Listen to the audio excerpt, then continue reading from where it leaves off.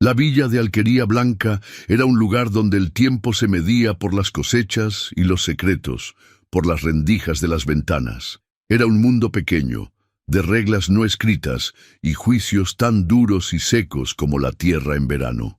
Para mí, Liana, era una jaula cuyas barras no eran de hierro, sino de miradas, de susurros, de un silencio que gritaba más alto que cualquier ofensa directa. Mi prisión personal tenía la forma de una cicatriz. «¡Cubre ese rostro monstruo! Tu fealdad ofende a la gente de bien».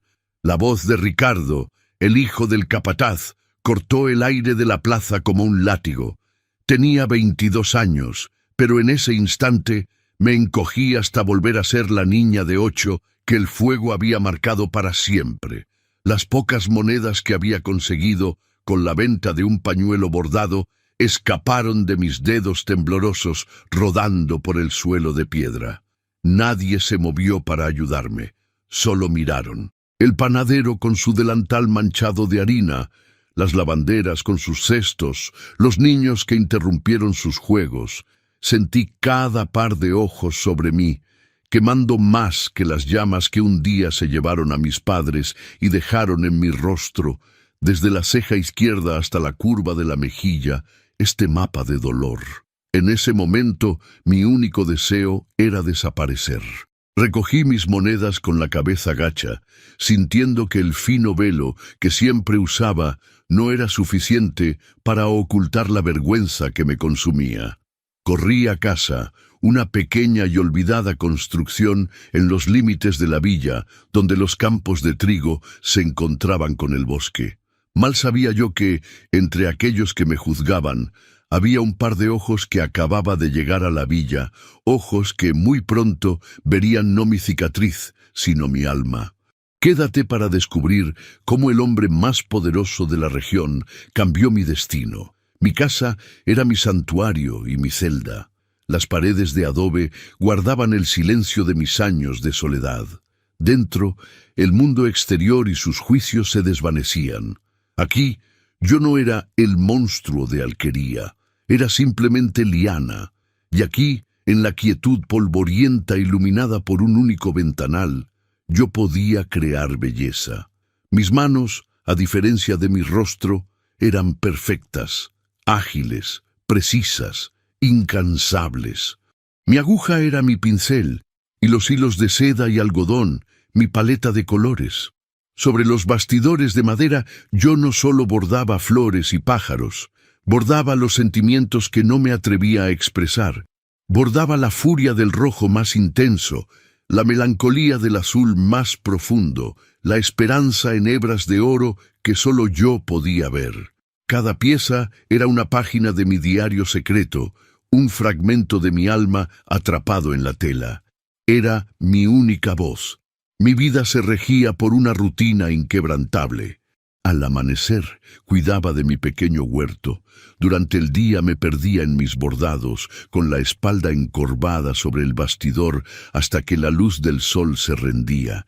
Solo salía a la villa cuando era estrictamente necesario, cubierta por mi velo, moviéndome como una sombra por las calles que habían sido mi hogar y mi infierno. La gente de Alquería Blanca no era cruel por naturaleza, pero sí por costumbre. Se habían acostumbrado a mi presencia como una rareza, una historia de advertencia para contar a los niños. La niña que sobrevivió al gran incendio, pero que quedó marcada, la huérfana que vivía sola. Una tarde, mientras remendaba una vieja colcha, el sonido de las campanas de la iglesia rompió la monotonía. No era un llamado a misa, era un repique lento, fúnebre. Don Fernando, el viejo y avaro hacendado de La Esperanza, había muerto.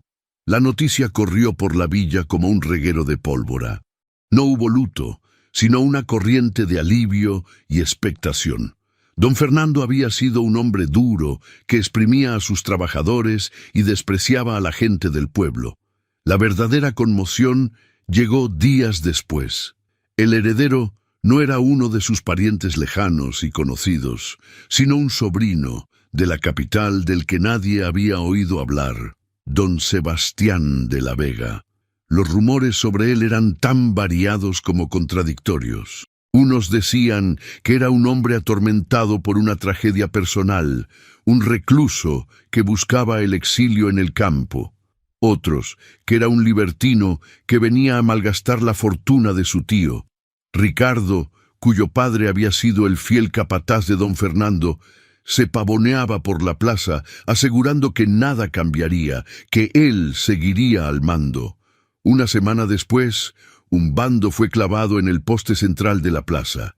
La caligrafía era elegante, firme, muy diferente a los torpes garabatos a los que estábamos acostumbrados. Don Sebastián de la Vega anunciaba una gran fiesta en la hacienda La Esperanza para presentarse a la comunidad. Pero había más. Anunciaba un concurso. Con el deseo de honrar el talento de esta tierra, leí con el corazón palpitante: se convoca a todas las artesanas de la región a presentar su mejor obra de bordado. La pieza ganadora será adquirida por una suma de 200 monedas de plata y ocupará un lugar de honor en el salón principal de la hacienda. 200 monedas de plata. La cifra danzó en mi mente. Era una fortuna. Era más de lo que yo podría ganar en 10 años. Era un pasaje de salida. La posibilidad de mudarme a una ciudad grande donde mi rostro fuera solo uno más entre la multitud, donde mi pasado no existiera. Una vida nueva, una vida sin susurros, sin miradas, sin Ricardo. Pero para ello tendría que participar, tendría que exponer mi trabajo, mi alma, al juicio de todos. Y si ganaba, tendría que presentarme. Tendría que enfrentar al nuevo hacendado, a la villa entera, sin el refugio de mis 4 paredes. El miedo, frío y paralizante, luchó ferozmente contra la pequeña y temblorosa llama de esperanza que acababa de nacer en mi pecho. Esa noche no dormí. Di vueltas en mi cama, con la voz de Ricardo resonando en mis oídos y la promesa de esas 200 monedas brillando en la oscuridad. Al amanecer, con los primeros rayos de sol filtrándose por mi ventana, tomé una decisión. Me levanté, caminé hacia mi baúl de madera y saqué la pieza de lino más fina que poseía. La extendí sobre la mesa, su blancura inmaculada como un lienzo en blanco esperando una historia. Ya sabía lo que iba a abordar. No serían flores ni paisajes tranquilos. Sería un ave de fuego. Un fénix, con las alas desplegadas, resurgiendo de las cenizas. Sería mi autorretrato, mi desafío, mi oración. Los días que siguieron se convirtieron en una febril danza de aguja e hilo. El mundo exterior dejó de existir. Mi pequeño huerto, mis remiendos, todo quedó en un segundo plano. Mi vida entera se concentró en el círculo de madera de mi bastidor. El fénix comenzó a tomar forma, no solo como una imagen, sino como una criatura viva que respiraba bajo mis dedos. Para sus plumas usé los rojos más feroces, hilos de seda que parecían contener el mismo fuego que me había marcado, el naranja del crepúsculo, el amarillo del sol naciente y, para los ojos, 2 pequeños puntos de hilo de oro puro que había guardado de un antiguo encargo de la iglesia. Cada puntada era una batalla ganada contra el miedo, una afirmación de mi existencia. Sin embargo, para que mi fénix pudiera desplegar sus alas en todo su esplendor, necesitaba más. Necesitaba un hilo de color carmesí profundo, casi como sangre, para delinear el contorno de las llamas de las que resurgía. Y ese hilo solo se vendía en la mercería de la villa, propiedad de doña Elvira, una mujer cuya lealtad cambiaba con el viento y cuyo viento soplaba siempre a favor de los poderosos. Con el corazón en un puño y el velo firmemente ajustado, me dirigí a la plaza. Al entrar en la tienda, el tintineo de la campanilla pareció un anuncio ominoso. Doña Elvira estaba allí, pero no estaba sola. A su lado, con una sonrisa maliciosa, estaba Ricardo. «Vaya, vaya, si es la ermitaña», dijo él, su voz cargada de desprecio. «¿Has salido de tu cueva? ¿Acaso las arañas ya no te dan hilo suficiente?» Fingí no oírlo, mis ojos fijos en el estante de hilos. «Buenos días, doña Elvira. Quisiera 3 madejas del hilo de seda carmesí». La mujer me miró y luego a Ricardo, una duda cobarde en su rostro. «Ese hilo es muy caro, Liana. Es para trabajos finos, para manos de señoras. Mi dinero vale tanto como el de cualquiera», repliqué en voz baja colocando las monedas sobre el mostrador. Ricardo soltó una carcajada. «Tu dinero», dice, «el dinero que ganas vendiendo tus trapos embrujados. Doña Elvira, yo que tú tendría cuidado, quién sabe qué maldición puede traer a tu tienda». La cobardía de la tendera ganó la batalla. Negó con la cabeza. «Lo siento, Liana, ese hilo ya está reservado, todo él». Sabía que era mentira. La caja estaba llena. Pero discutir era inútil. La humillación era un veneno que ya conocía demasiado bien. Sin decir una palabra más, recogí mis monedas y salí de la tienda, con la risa de Ricardo taladrando mi espalda. El mensaje era claro. En Alquería Blanca no había lugar para mi esperanza. Pero no me rendí. Si la villa me cerraba sus puertas, buscaría en otro lugar. A 2 horas de camino, siguiendo el río, se encontraba Valleflor, un pueblo más grande, con un mercado próspero donde comerciantes de toda la comarca se reunían. Nunca había ido sola. El viaje era un riesgo, pero la imagen de mi fénix incompleto era un tormento mayor. Al día siguiente, antes del alba, emprendí el camino. El aire fresco de la mañana y el sonido del agua corriendo me dieron un coraje que no sabía que poseía. Llegué a Valleflor cuando el mercado estaba en plena ebullición. Era un caos de colores, olores y sonidos, vendedores gritando, el aroma de pan recién hecho mezclado con el de especias exóticas, el bullicio de una multitud que se movía sin cesar. Me sentí abrumada, una pequeña barca en un océano de gente. Aferrando mi bolso, busqué un puesto de mercería. Encontré uno, atendido por un anciano de sonrisa amable. Tenía hilos de todos los colores imaginables. Mis ojos se iluminaron al ver el carmesí perfecto. Compré no 3, sino 5 madejas, junto con un hilo de plata fina, para añadir un brillo especial a las cenizas bajo el fénix. Con mi tesoro a buen recaudo, me dispuse a volver. Pero en mi prisa por escapar de la multitud, choqué con un hombre corpulento que llevaba un saco de patatas. El impacto me hizo perder el equilibrio. Caí al suelo y mi bolso se abrió, desparramando las madejas de hilo por el empedrado. El pánico me invadió. La gente pasaba a mi lado, pisando casi mis preciosos hilos, indiferente. Cuando me arrodillé para recogerlos, unas manos grandes y firmes se adelantaron a las mías. «Permítame, señorita». Levanté la vista asustada. Un hombre estaba arrodillado frente a mí.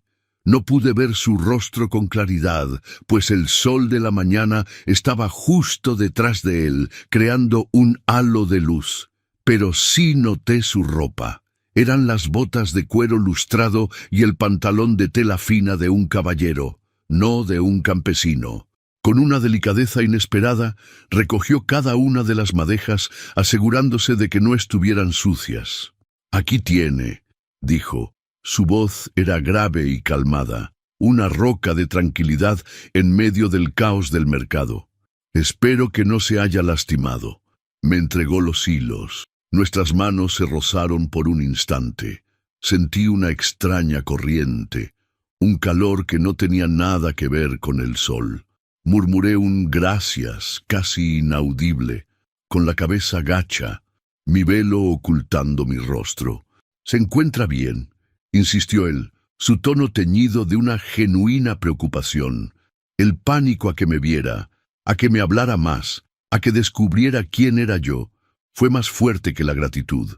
Me puse de pie de un salto, aferré mi bolso y sin atreverme a mirarlo, eché a correr, perdiéndome de nuevo entre la multitud.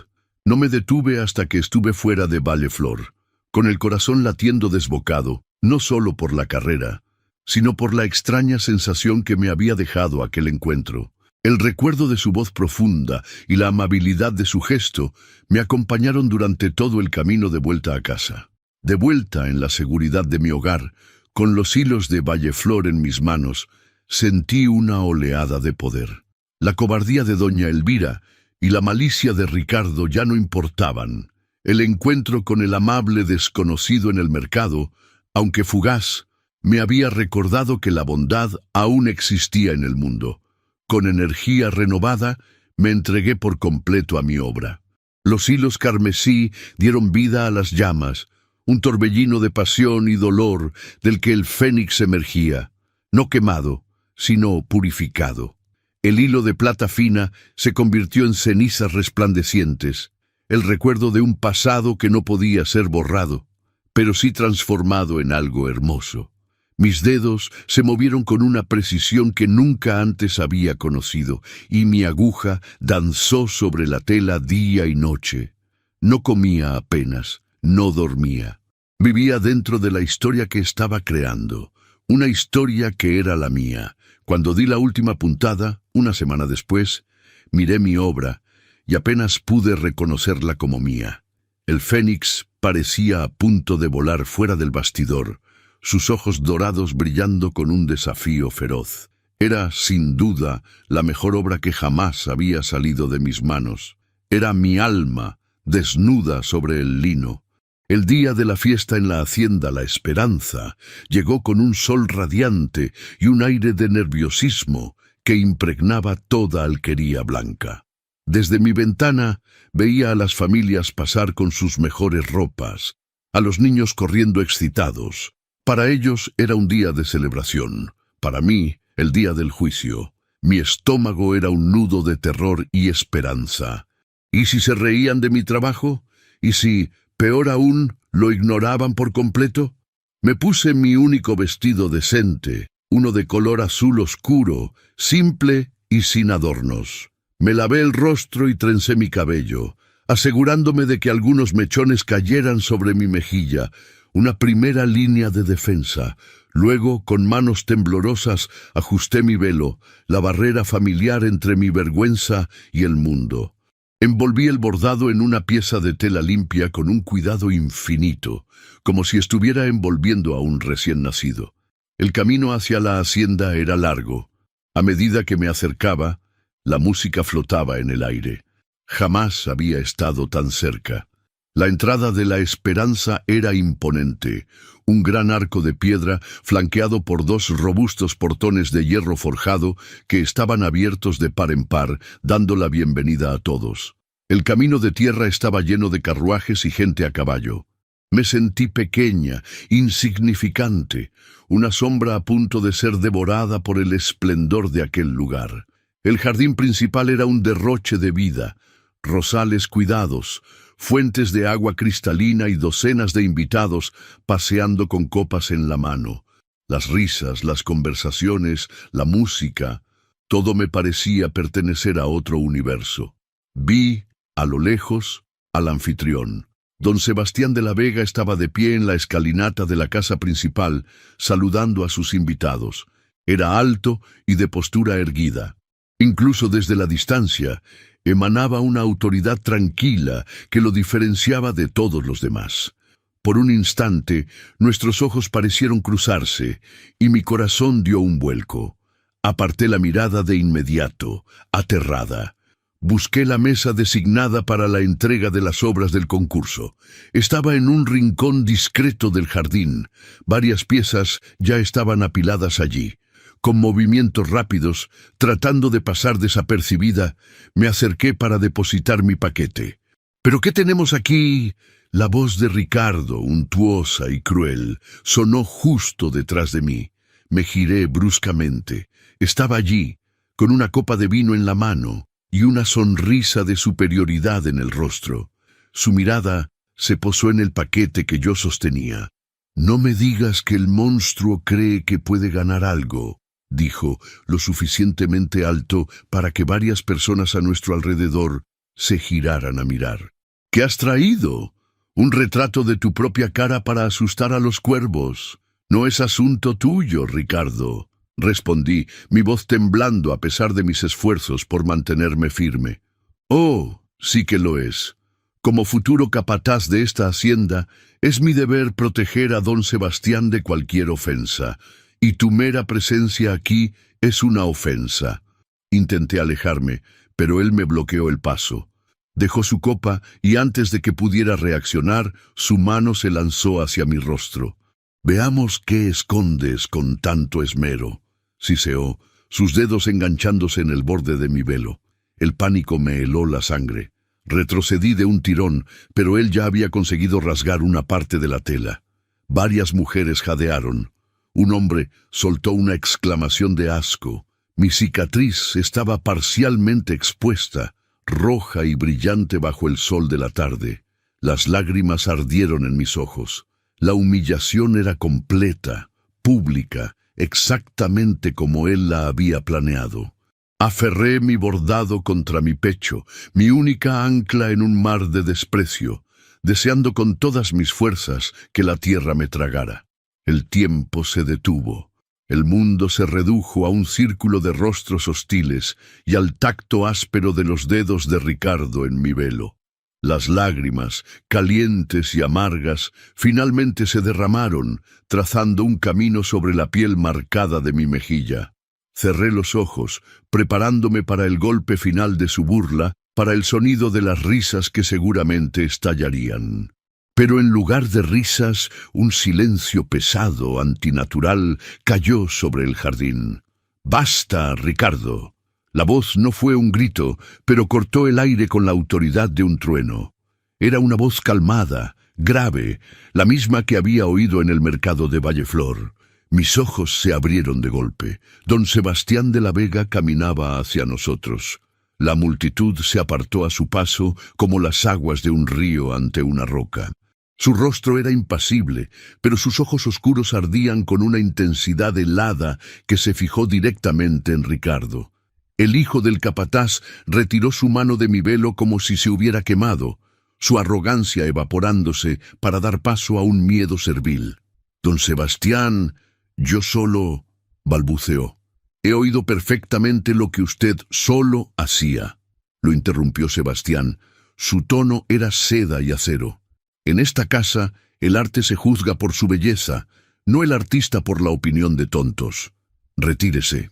La orden fue tan definitiva que Ricardo, por primera vez en su vida, se quedó sin palabras. Con una mirada cargada de odio dirigida a mí, se escabulló entre los invitados, derrotado.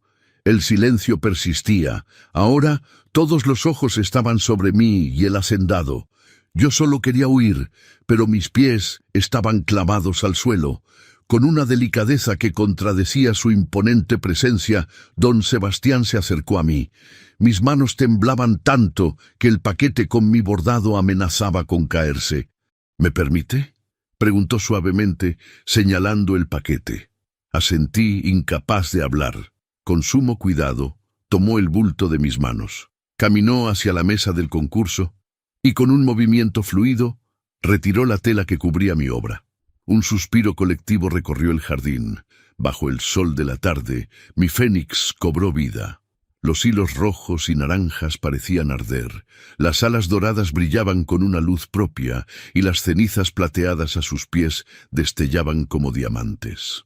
Era una explosión de color, de dolor y de triunfo. Era más que un bordado, era una confesión.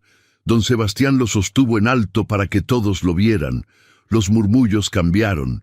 El desprecio se convirtió en asombro, la burla en admiración.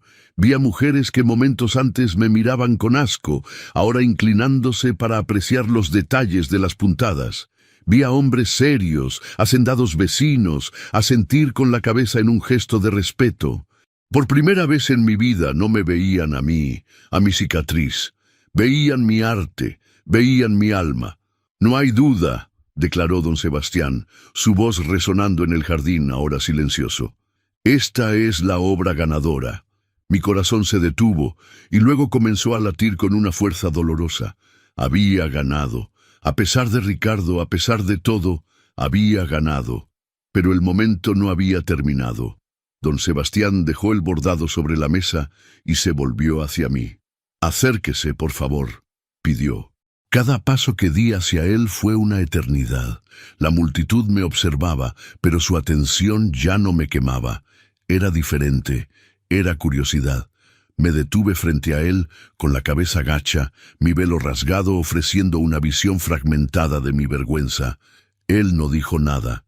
En lugar de eso, levantó su mano y con un gesto increíblemente gentil, apartó el velo roto y los mechones de mi cabello, exponiendo mi cicatriz por completo.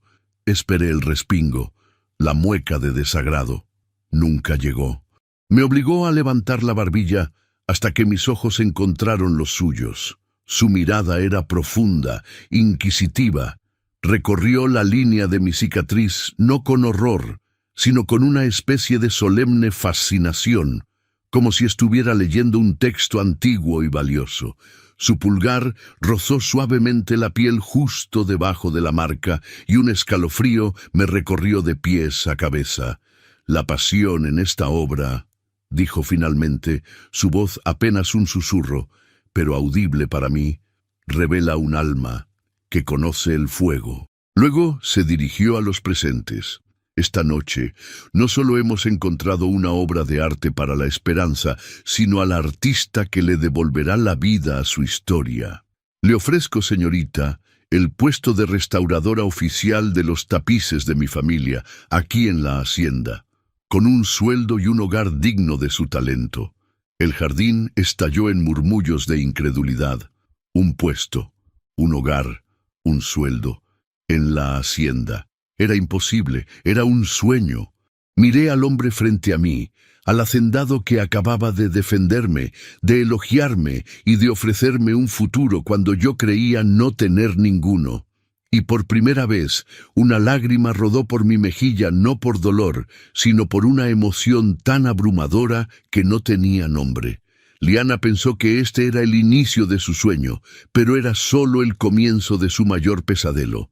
Si crees que la verdadera belleza puede vencer la envidia, comenta Fénix abajo y sigue viendo para descubrir la trampa que le prepararon. Mi respuesta fue un asentimiento casi imperceptible, pero para don Sebastián fue suficiente.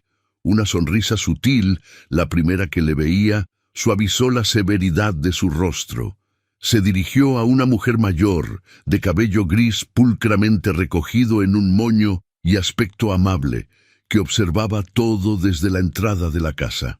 «Elena, por favor, acompaña a la señorita Liana a la habitación de huéspedes del ala este. Asegúrate de que tenga todo lo que necesite. Mañana comenzará su trabajo». La mujer, Elena, asintió con una mirada de curiosidad y respeto. La fiesta se disolvía lentamente. Los invitados se retiraban, y mientras me seguían con la mirada, ya no veía desprecio, sino una mezcla de asombro y envidia. Pasé cerca de doña Isabel, la madre de Ricardo. Sus ojos pequeños y avaros me lanzaron una daga de puro veneno, una promesa silenciosa de que aquello no quedaría así. Seguí a Elena a través de la imponente casa principal. Los suelos de mármol pulido reflejaban la luz de los candelabros. Las paredes estaban adornadas con retratos de ancestros de gesto solemne. Todo olía a cera de abeja, a madera vieja y a dinero. Era un mundo tan ajeno al mío como la luna lo es del sol. La habitación que me asignaron me dejó sin aliento. Era más grande que toda mi casa. Una cama con dosel y sábanas de lino blanco ocupaba el centro. Un pequeño escritorio de caoba se situaba bajo un ventanal que se abría a los jardines traseros, inundando el cuarto con el aroma de las rosas y la dama de noche. Sobre una silla, alguien ya había depositado mis pocas pertenencias, que un mozo de la hacienda había ido a buscar a mi antigua casa. Mi bastidor y mi cesta de hilos parecían objetos humildes y extraños en medio de tanto lujo. «Si necesita cualquier cosa, solo tire de esta cuerda», dijo Elena señalando un cordón de terciopelo junto a la cama. «La cena se sirve a las 8.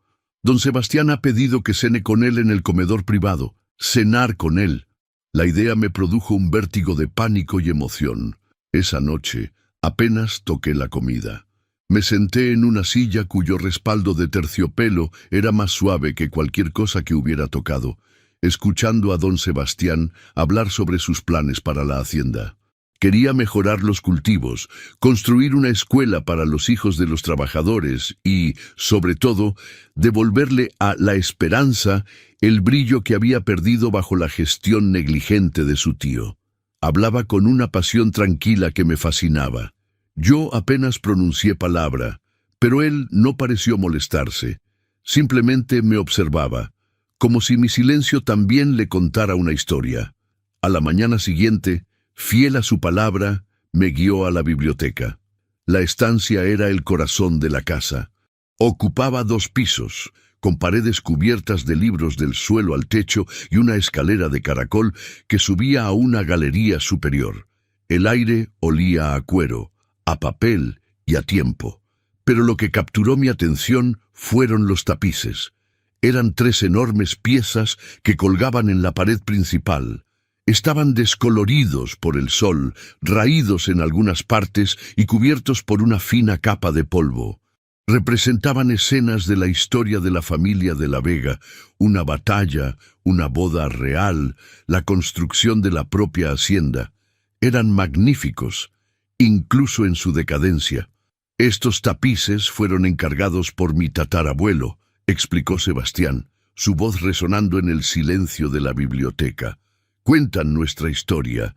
Mi madre solía pasar horas aquí, contándome lo que representaba cada figura. Ella los amaba. Se detuvo frente al tapiz de la boda, su mirada perdida en los rostros descoloridos de los novios. Desde que ella murió, nadie los ha cuidado. El tiempo, como el dolor, si no se atiende, lo devora todo. En sus palabras, oí un eco de mi propia soledad. Comprendí que esa tarea era mucho más que un simple trabajo. Era un acto de fe.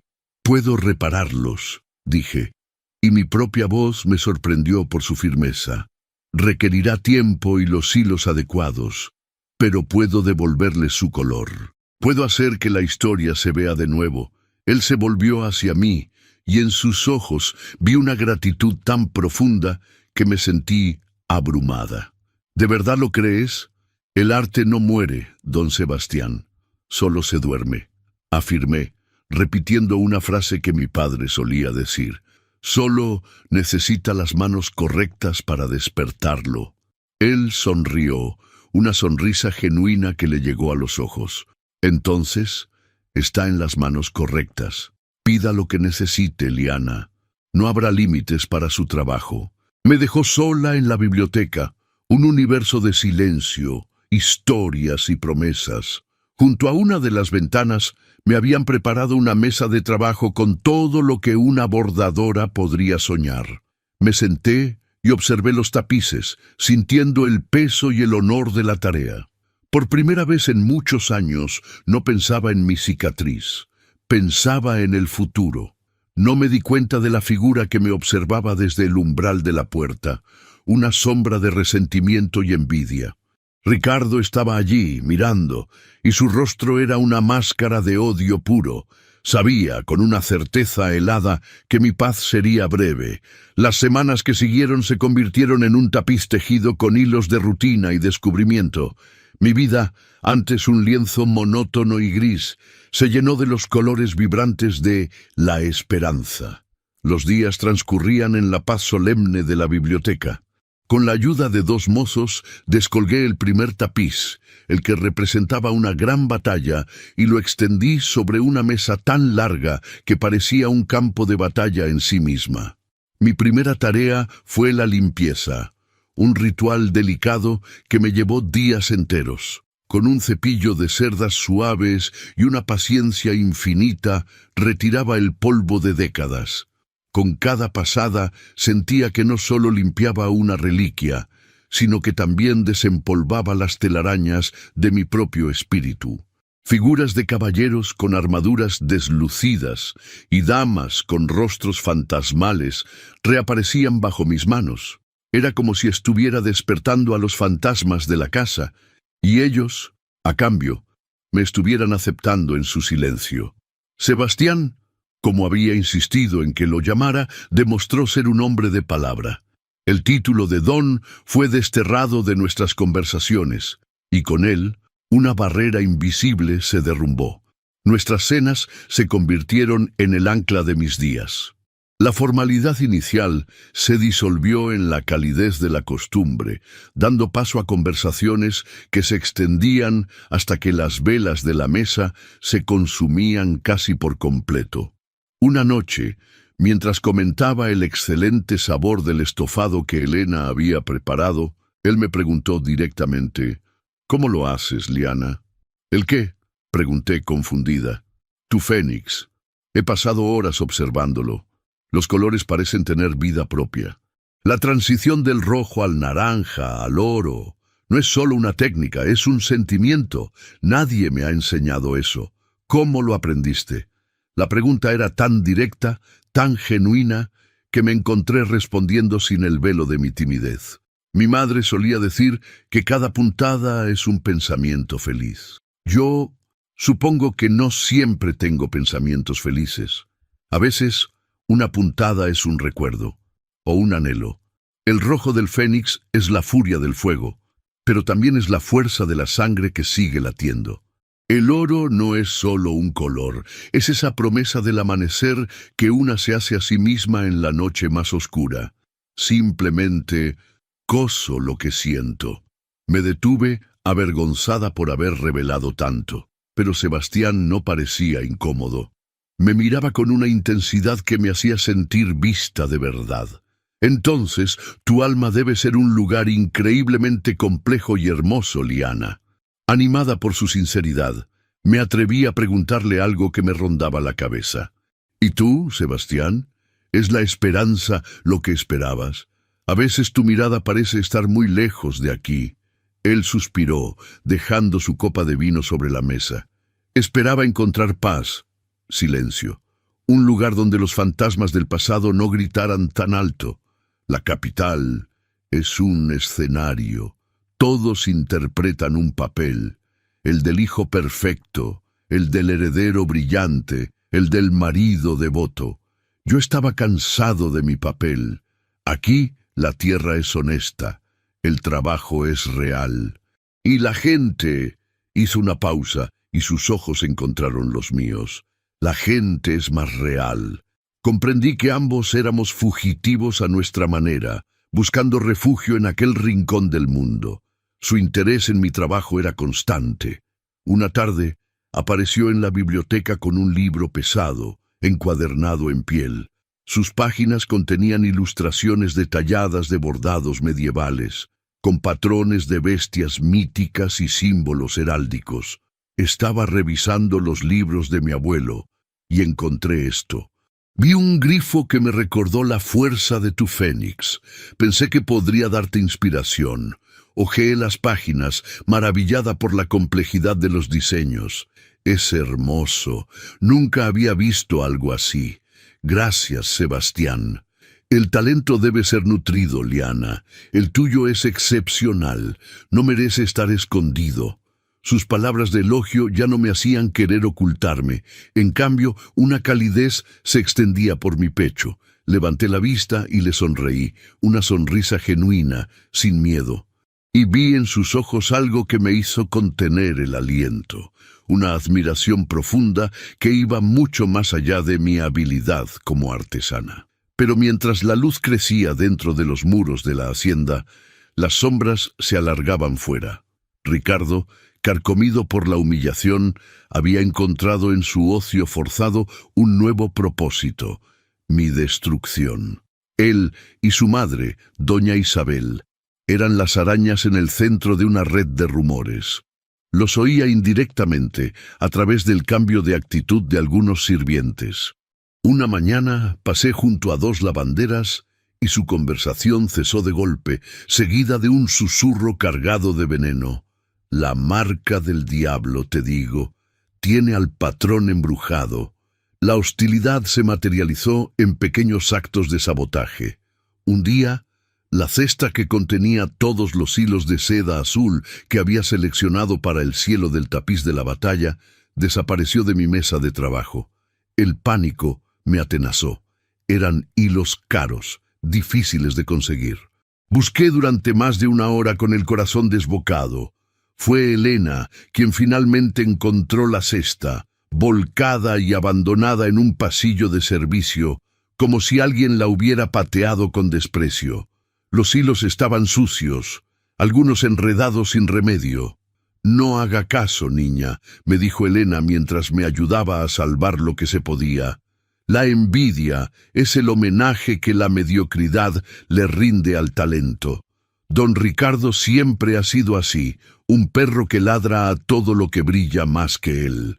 Esa noche le conté a Sebastián lo ocurrido. Su rostro, normalmente tranquilo, se convirtió en una máscara de furia contenida. Se levantó de la mesa del comedor y caminó hacia la ventana, sus manos apretadas en puños a sus costados. «Esto se acabó. No tiene el coraje para enfrentarme, así que te ataca a ti, como un cobarde. Es un gusano, Liana, y no permitiré que su veneno te toque. Mañana mismo hablaré con su padre. Si Ricardo no puede comportarse como un hombre, será tratado como un niño y expulsado de mis tierras. No permitiré que nadie perturbe tu paz». Sus palabras eran un escudo, su protección un abrazo que sentí incluso a distancia.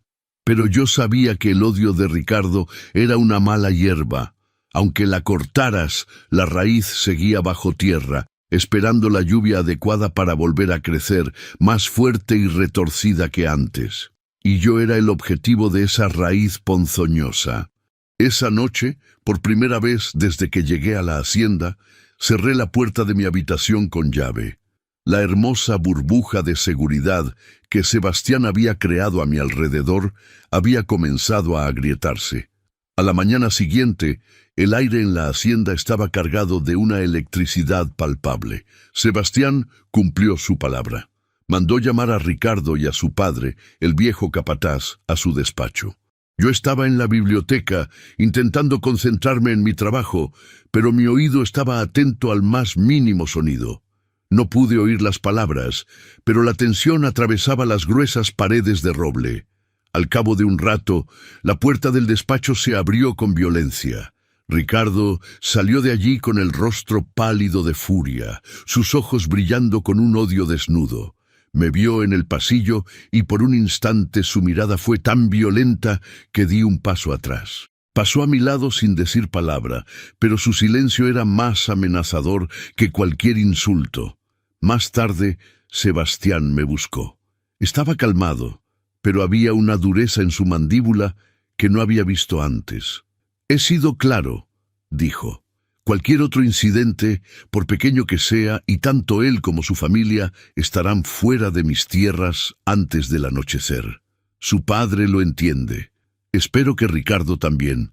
Después de aquella confrontación, una extraña calma se instaló en la esperanza. Ricardo se volvió una sombra, evitándome, volviéndose invisible. Los rumores cesaron. Los trabajadores, viendo la postura firme del patrón, me trataban con un respeto cordial. La paz me permitió sumergirme por completo en mi trabajo y en la creciente cercanía con Sebastián. Nuestra relación floreció en esa tranquilidad. Ya no era solo la del patrón y la empleada, ni siquiera la de dos amigos. Había algo más profundo, una corriente subterránea de afecto y entendimiento que nos unía. Una tarde, mientras el sol se ponía y teñía los jardines de colores anaranjados y violetas, paseábamos por el sendero de rosales. Habíamos estado hablando de los avances en el tapiz, pero la belleza del crepúsculo nos envolvió en un silencio cómodo.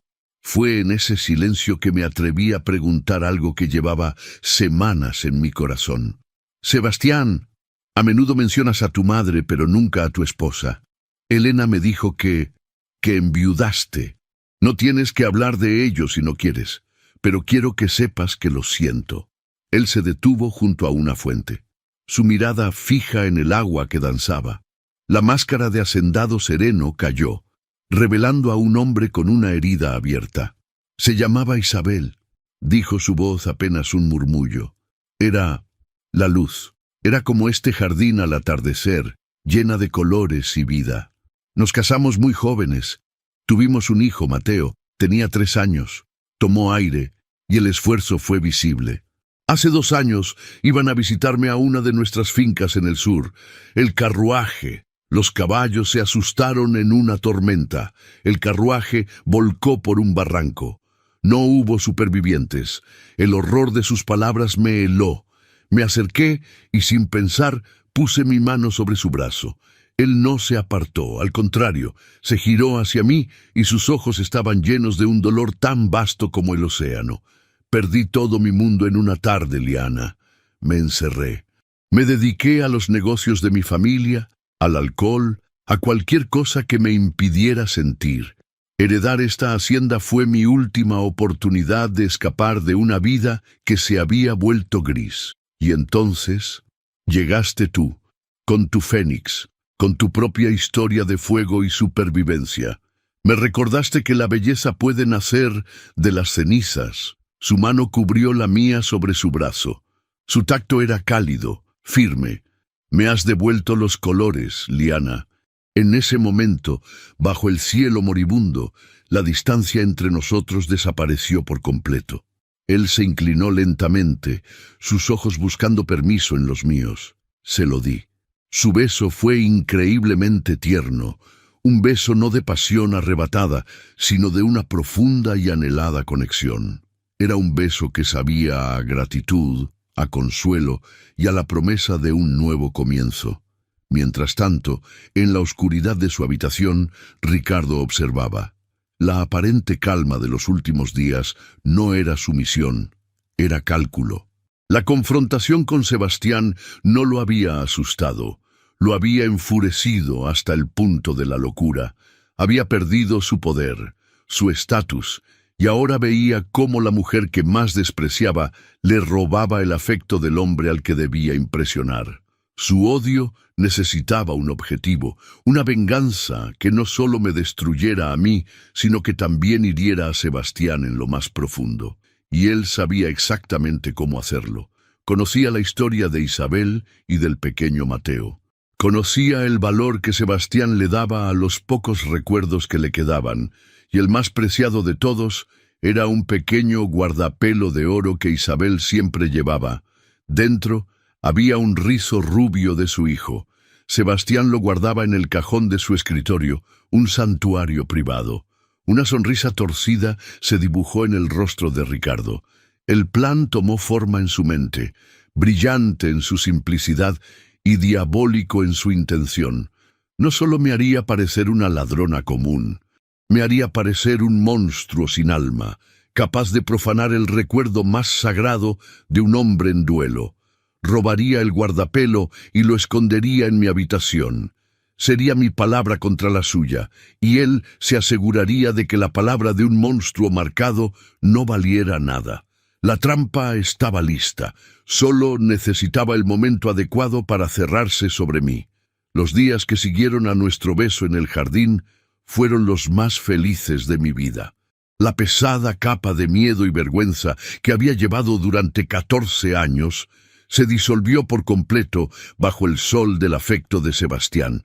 Ya no me escondía. Caminaba por la hacienda con la cabeza alta, saludando a los trabajadores, sonriendo. Incluso empecé a dejar mi velo en mi habitación durante el día. Mi cicatriz seguía allí, pero ya no la sentía como una marca de vergüenza, sino como una parte de la historia que me había llevado hasta él. Nuestro amor era un refugio tranquilo.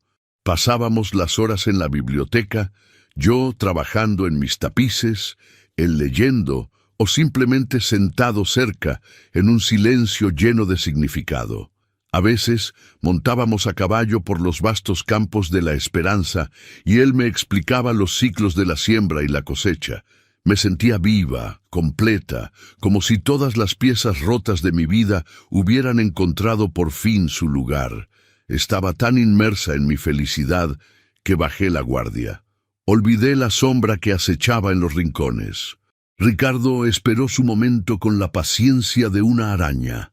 La oportunidad perfecta llegó con el inicio de la cosecha de trigo, un evento que requería la presencia de todos. Sebastián, como nuevo hacendado, quería supervisar el primer día personalmente para mostrar su compromiso con sus hombres. Me invitó a acompañarlo. Era una mañana brillante y la casa principal quedó prácticamente vacía, con la mayoría del personal de servicio ocupado preparando el gran almuerzo que se serviría en los campos. Ese fue el momento que Ricardo eligió. Mientras yo reía al ver a Sebastián intentar sin éxito manejar una hoz bajo las instrucciones divertidas de un viejo campesino, Ricardo se deslizaba como una serpiente por los pasillos silenciosos de la hacienda. Nadie lo vio entrar en el despacho de Sebastián. El cajón del escritorio no estaba cerrado con llave. Sebastián no era un hombre que desconfiara de su gente. Las manos de Ricardo temblaban de emoción y odio cuando tomaron el frío y pesado guardapelo de oro. Sintió su poder, el peso del dolor de Sebastián, en la palma de su mano. Luego subió a la planta alta, al ala este. Entró en mi habitación. El sol iluminaba el cuarto, mi cuarto, un lugar que se había convertido en mi paraíso personal. Sobre la mesa, mis hilos de colores estaban ordenados. Con una sonrisa cruel, abrió mi cesta de costura, el lugar más íntimo de mi trabajo, y dejó caer el guardapelo entre las madejas de seda, enterrándolo como una semilla de destrucción. Salió sin hacer ruido, su corazón latiendo con el veneno del triunfo. Horas más tarde, cuando regresamos de los campos, cansados pero felices, la trampa se cerró. Estábamos en el gran salón, tomando un vaso de agua fresca, cuando Ricardo entró. Su rostro estaba recompuesto en una máscara de falsa angustia y lealtad. Se dirigió a Sebastián, ignorándome por completo. «Patrón, lamento terriblemente tener que molestarlo, pero es mi deber informarle de algo grave». Sebastián frunció el ceño. «¿Qué ocurre, Ricardo?» «Su guardapelo, el de su difunta esposa», dijo, bajando la voz como si le doliera pronunciar las palabras. «Ha desaparecido de su despacho». El color abandonó el rostro de Sebastián. Se puso de pie de un salto. «¿Qué estás diciendo? Lo he buscado. No está. Y, patrón, me duele el alma decirlo, pero vi a Liana cerca de su despacho esta mañana, justo antes de que todos fuéramos al campo. Actuaba de forma extraña. Me quedé helada». «¿Qué? Eso es mentira». «Yo no». «¡Silencio!», gritó Ricardo, volviéndose hacia mí con una furia justiciera. «No te atrevas a hablar en presencia de tu patrón después de haber traicionado su confianza». «¡Basta, Ricardo!», dijo Sebastián. Su voz era un témpano. «Liana no haría algo así. Es imposible». «¿Lo es?», insistió Ricardo. Su actuación era magistral. «Una huérfana sin nada, traída a un mundo de lujo. La tentación es grande. Yo solo quiero protegerlo, patrón. Permítame registrar su habitación. Si estoy equivocado, le ofreceré mis más humildes disculpas y aceptaré cualquier castigo. Pero si estoy en lo cierto...». Sebastián me miró. En sus ojos vi confusión, pero también una confianza inquebrantable que me dio un respiro. «Adelante, Ricardo», dijo con frialdad. «Registra su cuarto. Así terminaremos con esta farsa de una vez por todas y podré expulsarte de mis tierras por calumnia». Subimos las escaleras. Sebastián, un Ricardo de aspecto sombrío, yo temblando de miedo e indignación, y dos guardias que Ricardo había insistido en que los acompañaran como testigos. La búsqueda fue una violación. Mis pocas pertenencias fueron revueltas. Abrieron mi armario, sacudieron mis vestidos. Yo observaba, muda, con el corazón en la garganta. Sebastián permanecía a mi lado. Su presencia era mi única fuerza. «No hay nada aquí, Ricardo». «Se acabó», dijo Sebastián, su paciencia agotada. «Espere», dijo Ricardo, acercándose a mi mesa de trabajo. «¿Qué hay aquí?». Sus manos se hundieron en mi cesta de costura, mi lugar sagrado, y entonces lo sacó. El guardapelo de oro brilló bajo la luz de la tarde. El aire abandonó mis pulmones. Un «no» ahogado fue todo lo que pude emitir. El silencio en la habitación fue absoluto, denso, sofocante. Me volví para mirar a Sebastián. La confianza en sus ojos había sido reemplazada por una tormenta de incredulidad, confusión y un dolor tan profundo que me partió el alma. No era la mirada de un hombre que creía que yo era una ladrona. Era la de un hombre cuya fe acababa de ser destrozada. «Llévensela», ordenó Ricardo a los guardias, su voz goteando triunfo. Los guardias me tomaron por los brazos. Sebastián no se movió. Estaba paralizado, mirando el guardapelo en la mano de Ricardo como si fuera una serpiente. «¡Sebastián!», grité mientras me arrastraban fuera del cuarto. Pero él no respondió. Fui sacada de mi paraíso, arrastrada por los pasillos que habían sido mi camino hacia la libertad, ahora convertidos en el escenario de mi peor pesadilla. Mi sueño se había hecho añicos. Todo estaba perdido. Los guardias me arrastraron fuera de la casa, no hacia una celda, sino hacia el gran patio central de la hacienda, el mismo lugar donde se había celebrado la fiesta. La intención de Ricardo era clara. Mi humillación debía ser un espectáculo público.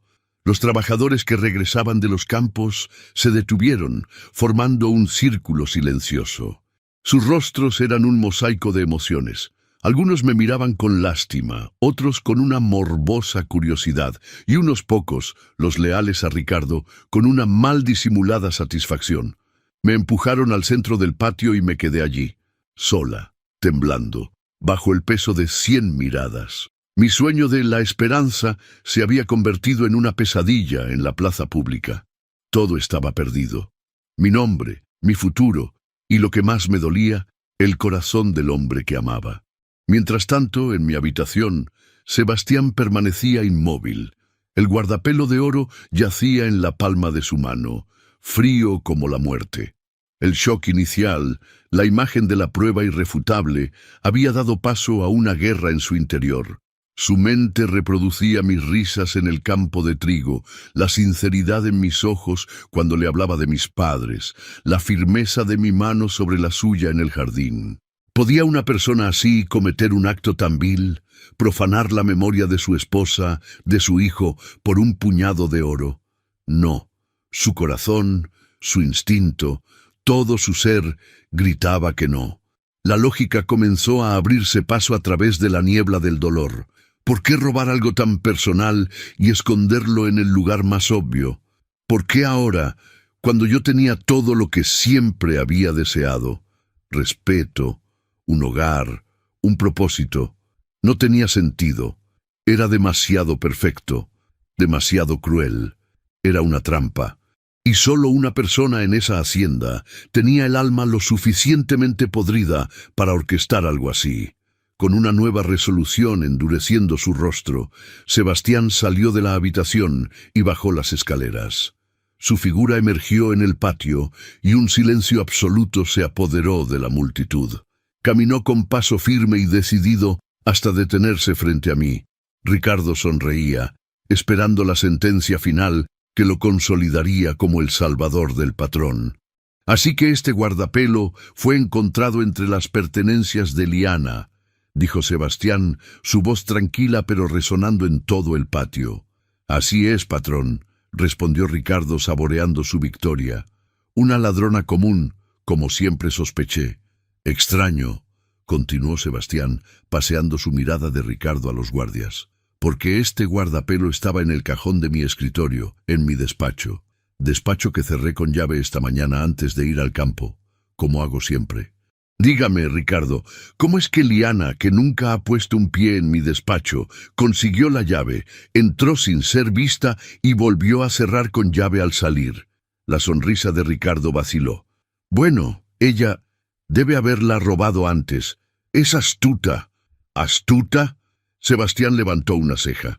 Tan astuta para lograr todo eso, pero tan estúpida para esconderlo en su propia cesta de costura.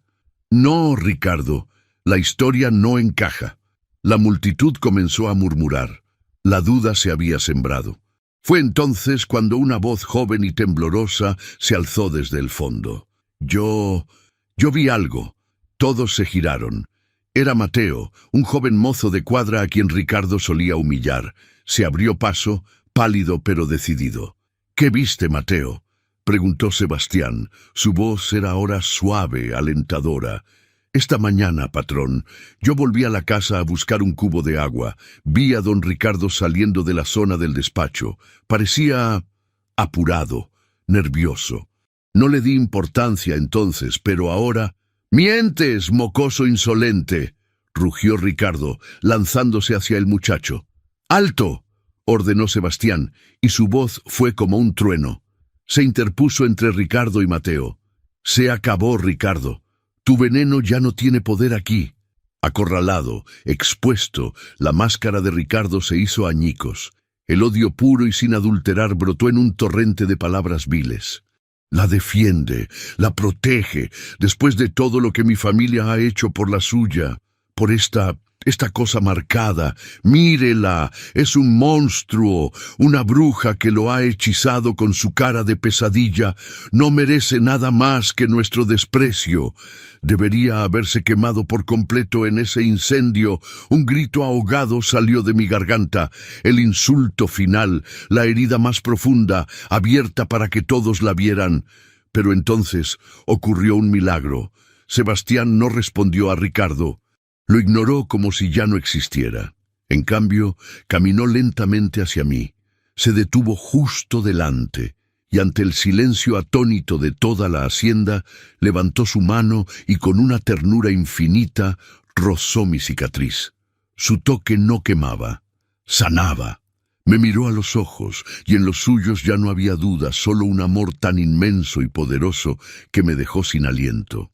«Escondes esta cicatriz de tu rostro como una maldición», comenzó. Su voz era un susurro íntimo, pero cada palabra resonaba como una campana en el silencio. «Pero yo te digo que te hace aún más hermosa». Hizo una pausa, sus dedos trazando suavemente el contorno de la marca. «No es una señal de vergüenza, es el mapa de tu fuerza, es la prueba de que sobreviviste al fuego y te negaste a ser consumida. Cuando te miro, Liana, no veo un monstruo, veo una fénix». Y entonces, frente a todos, se inclinó y me besó. Un beso profundo, apasionado, una declaración. No era el beso tierno del jardín, era un beso de reivindicación, de posesión, de un amor que desafiaba al mundo. Cuando nos separamos, me mantuvo cerca. Se giró hacia Ricardo, cuyo rostro era una máscara de incredulidad y derrota.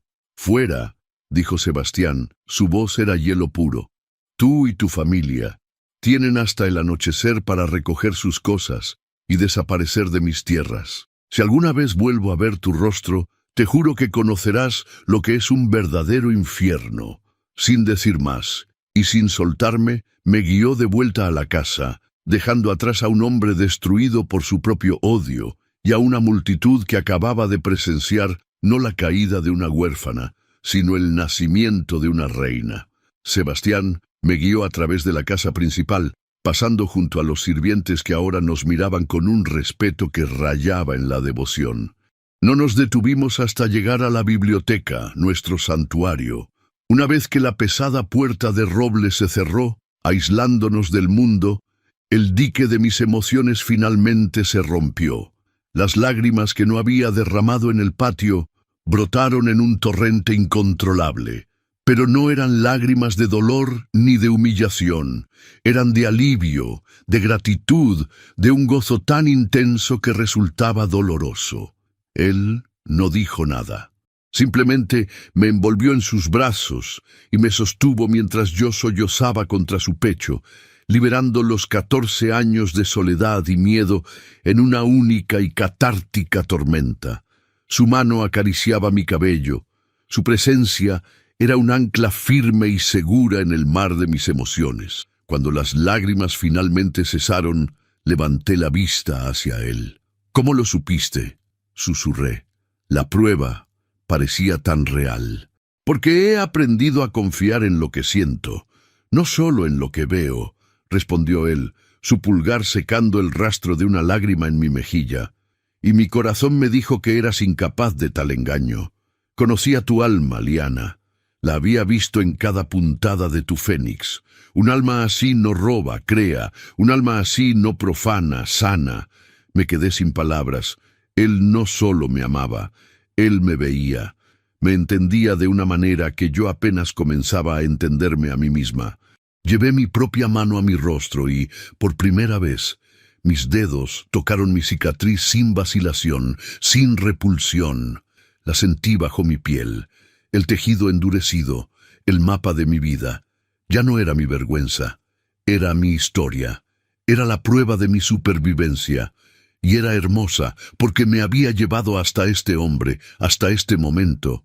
«Me has devuelto los colores, Liana», repitió él la frase que había dicho en el jardín. «Y tú me has devuelto la vida, Sebastián», respondí, mi voz firme y clara. Esa noche no hubo más fantasmas entre nosotros, solo la promesa de un futuro por construir, puntada a puntada, un año después. El sol de la tarde se filtraba por los ventanales del salón principal de La Esperanza, iluminando el polvo que danzaba en el aire y cayendo sobre la magnífica pieza que colgaba en la pared de honor. El fénix, con sus colores de fuego y oro, parecía brillar con una luz interior, un eterno recordatorio del poder de la resiliencia. Liana de la Vega observaba la obra con una sonrisa. Ya no llevaba velos. Mi cicatriz era tan parte de mí como el color de mis ojos. La gente de Alquería Blanca, siguiendo el ejemplo de su patrón, había aprendido a ver a la mujer, no la marca. «Es una buena clase, ¿no crees?». Me giré. Sebastián estaba de pie en la puerta, sonriendo. Detrás de él, desde una de las salas contiguas, se oía el sonido de risas y charlas animadas de niñas. Era mi pequeña escuela de bordado. 2 veces por semana, las hijas de los trabajadores de la hacienda venían a aprender el oficio. Les enseñaba no solo a coser, sino a contar sus propias historias con aguja e hilo, a encontrar su propia voz, su propia independencia. Les estaba dando la herramienta que a mí me había salvado. «Son buenas alumnas», respondí, caminando hacia él. «Tienen talento y muchas historias que contar». Él me pasó un brazo por la cintura, atrayéndome hacia sí. El olor a tierra y a caballo se mezclaba con el de su piel. Era el aroma de mi hogar. «¿Y cuál es tu historia hoy, mi fénix?».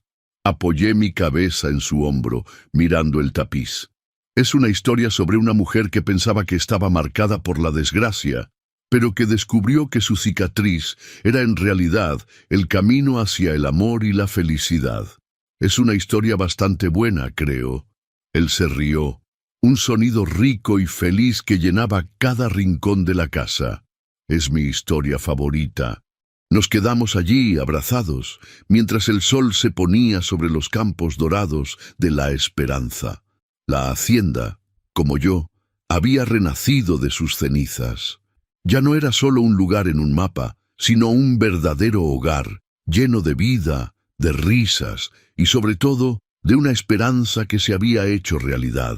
Mis cicatrices no me habían definido, me habían liberado, y el amor verdadero no las había ignorado, las había honrado como la parte más hermosa de mi ser.